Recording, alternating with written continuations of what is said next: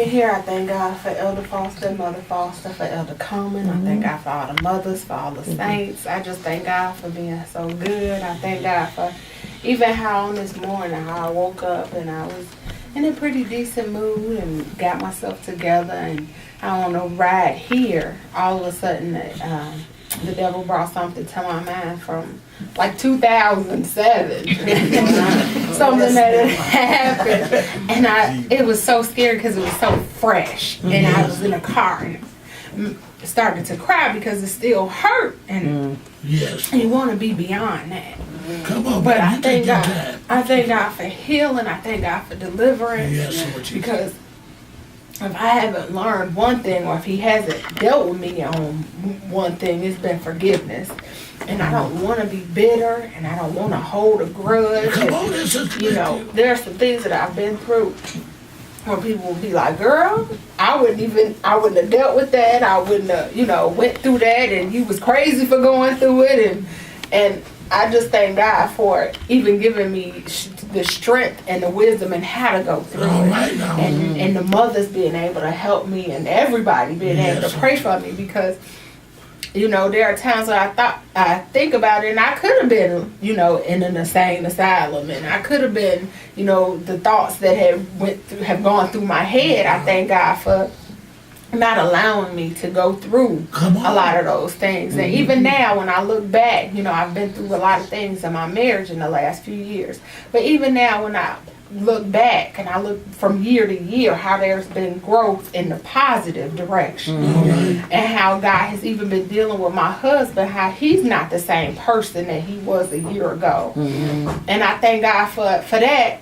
But I know I still need deliverance because even though he's not the same person, it's like Evan was saying, how when people hurt you, you had that wall up. And that's not real forgiveness if you just sitting there waiting for somebody to hurt you again, or if you're scared to be comfortable. And I've even told him that myself, like I don't know how to be comfortable around you. I don't know how to, certain things like, I don't know how to deal with you at times. And I ask God to help me with that because that's part of my testimony, even to him, because he know what he did. And for me, he said himself, like, I know you are a good woman because you've gone through a lot of things and you still stuck with me. And, even for God to give him to apologize for some of the things that he's done. I thank God for that because it shows growth. And then, the things that people have prophesied and, the promises that God has made, to see the steps of them coming to fruition. I just thank God for it. I thank God for being able, even some of the things that I say to my sister or my mother in those times when I know God is changing me, because I would have told them, well, you don't have to, I would have told them, you don't have to deal with that, or you don't have to let nobody talk to you like that. Well, if she did that to you, then I would do it back to her. But I thank God for even showing me that that's not the way to go, and that's not who to be.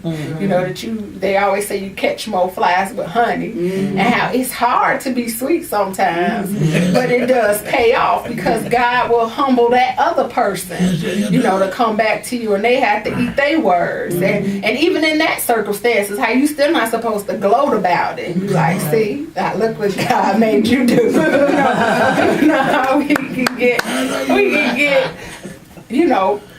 pumped up in that and be prideful in that. But I just ask that y'all continue to pray for me, and my prayer has been that God show me what he has for me, and that I get caught up in people pleasing and stuff like that, and how we could even get caught up in that in church because we're used to traditions and the way we do things, and sometimes things are just our opinions, and sometimes things are just our preferences, and that don't necessarily mean that that's the way God wants you to do it. That's just what you prefer.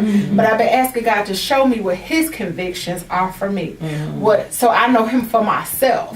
Because sometimes, you can be convicted But it don't necessarily be God convicting you. It's you wanting to please other people, and you can get caught up and bound up in that. And I don't want to be bound up. I want to be able to serve Him freely and not be worried about what other people have to say about how I'm doing it, as long as I know that He's okay with it.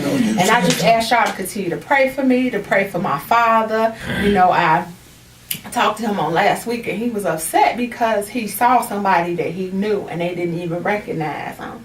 And I've been thinking about that, like, well, God, we have to think about, I was talking to somebody, and one of the ladies at work, and I was saying how there are times when I've been so upset with him because he didn't take care of himself. And she said, well, how do you think he feels? You don't think he's mad at himself? And I said, well, I never thought about it that way, and how that even, pricked my heart. Like, God, I'm sure he lays there in that bed every day, and that's something he has to deal with.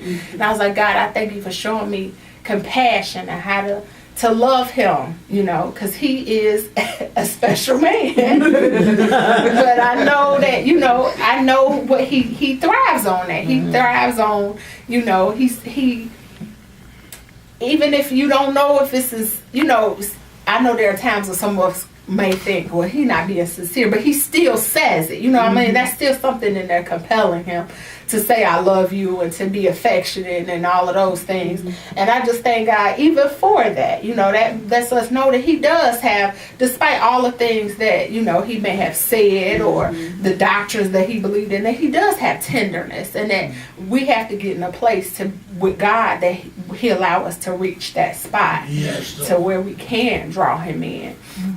And I just ask that you all continue to pray for me, pray for my husband, pray for my family. Just pray that we continue to grow in God, that we don't let people get in our way, that we don't let ourselves get in our own way, because these minds get to twisting and turning, and you done made up a whole scenario that didn't exist. But I just ask God, the scripture where we are to keep our minds captive, to our thoughts captive, that they be on him and not when you thinking about other stuff. That's how the devil get in and paint those pictures for you.